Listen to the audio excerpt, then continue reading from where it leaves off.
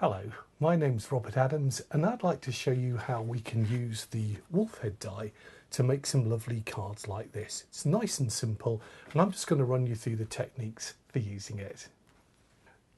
Now the wolf head die, which you can see here, can be used to make up different styles of cards, and I've just got 3 here to show you and just talk through. Middle one, I'm going to show you this is how we can use just the outline to create the face of the wolf, and that looks really nice, and that against the background here really shows up nicely.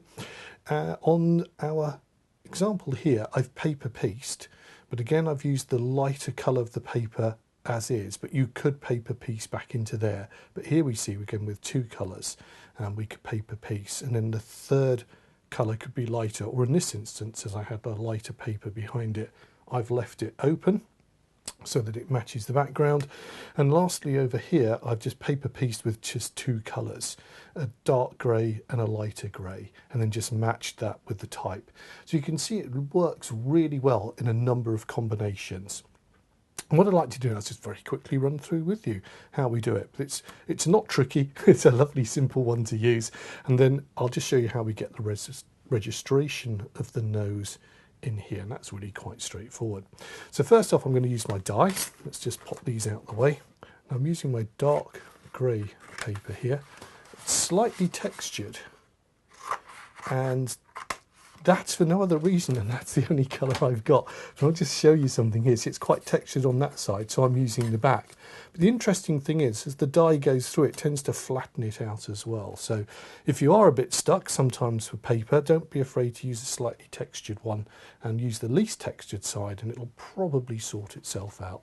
So simple case of just popping that down onto there. You can hold it with a little bit of tape if you want to, but not strictly necessary, but I'll do that there now. And what I'm going to do is just run this through my cutting machine now, and then we'll have a look at it.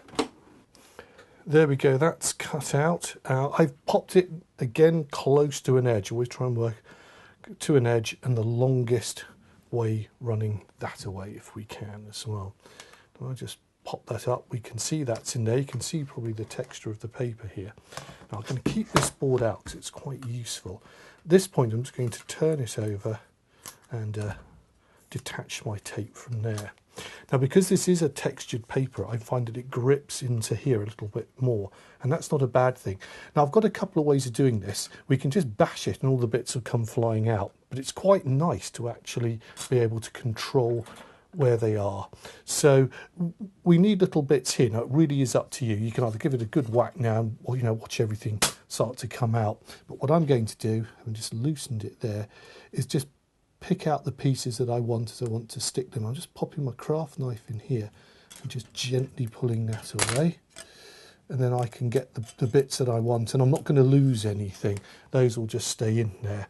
Because this is going to be the darker outline, and I'll flip that over there. The other part that I will need is this one here, which is actually going to be a waste one. So I'll just pull that out, and then that little bit in the middle there. So at this point I could just give it a whack, but I'll just carefully tease that out. I'm just catching it with my scalpel there and just popping it, and that will flip over like so. Now all of these are waste, so they can just be tapped and they'll just drop out. You can give it a whack, but sometimes the bits go everywhere. So those are the 3 bits I'm going to work with. I'll just pop that down there, and we'll come back and have a look at the card that I want to make. So I've got my background here. I'm going to pop that over and just put a little bit of glue onto it.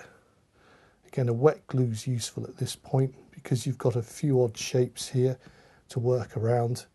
And my preferred gluing method is just to pop a few dots of glue on it, on the areas that need to stick down close to the edges.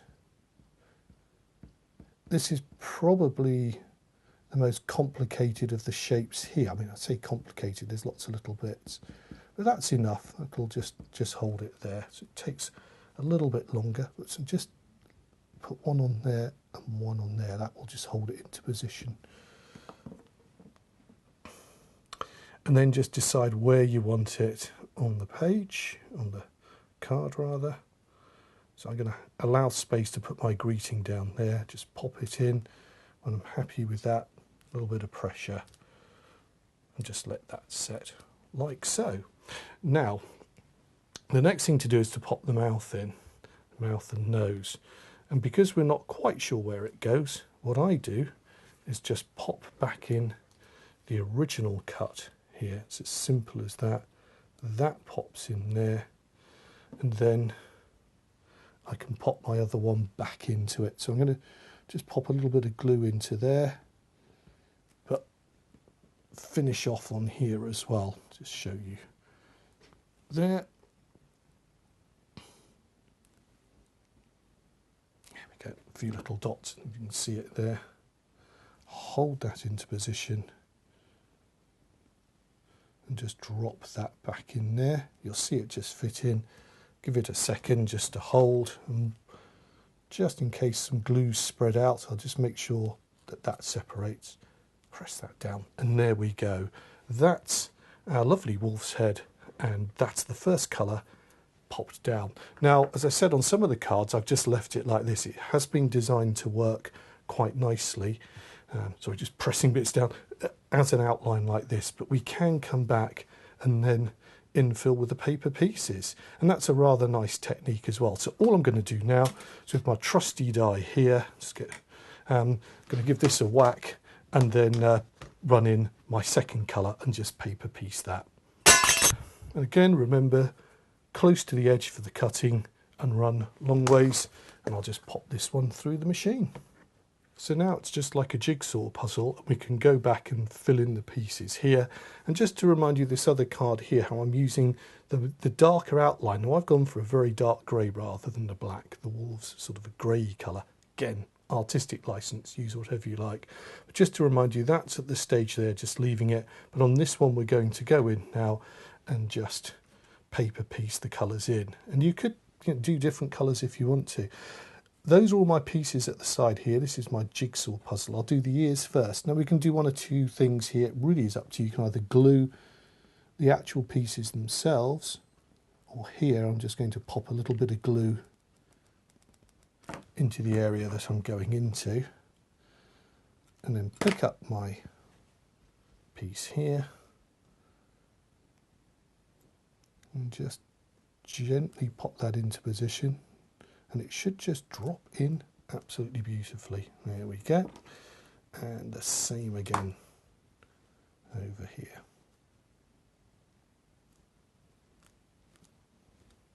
There we go. I'll give it a little bit of squash sometimes, make sure that's in. You get a little bit of wiggle room. There will always be a slight line because we've actually got a miniature bit of waste out of it, but when you push it down you can't even see that.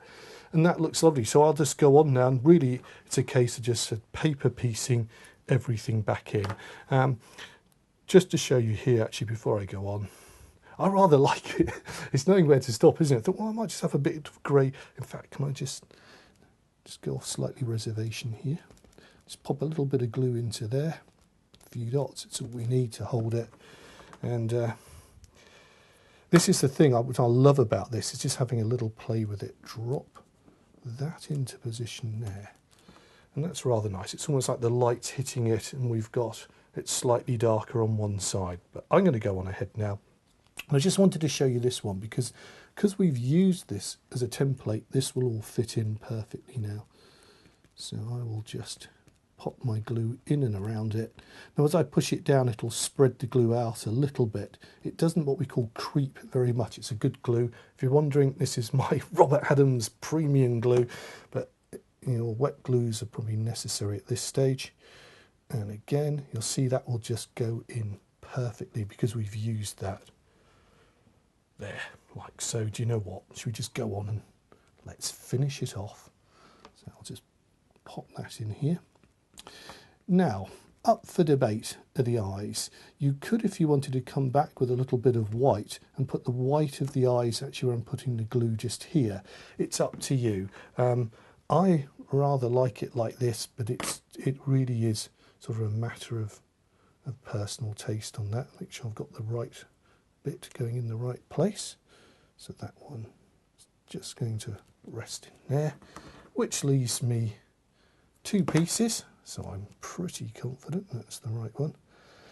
I don't know if it's just a hang up from childhood and I loved jigsaw puzzles, but I really find this very, very satisfying. Paper piecing is one of my favourite bits of crafting, especially with the dies as well. Just, there we go. This is easy because I've got a textured paper there. I know which shape it is, but really it's not too taxing. Come on, we can do that. Okay, so there we go, a lovely card. Last one not least, I've just used the same grey for the happy birthday, so I could match that if I wanted to down there. Go ahead and just glue that a little bit later. My greetings will just pop down in there, and I've just matched the grey from there. So there we go, those are the two methods. We can either paper piece as much or as little as we like, or we can work with just the outline here if we want to. So there you go, it's a lovely die to work with.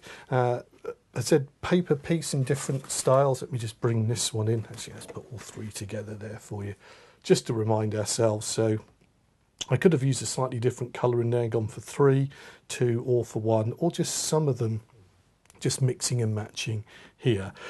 Last one, Lisa said, I like it like this. You could, if you wanted, if you dropped a little bit of white in there, that would be the white of his eyes if you want to, but I don't really think that's necessary. Again, that's personal choice. A great die to work with. I love this image. They're very popular. Wolves are incredibly clever animals. The cards that you see here are part of the free downloads. Look on the website, and I've popped these on here for you free to download to act as backgrounds for your wolf cards as well. Just a serving suggestion to get you going. Well, I hope you've enjoyed the tutorial and it's given you the confidence to go on and make these lovely cards. Bye-bye.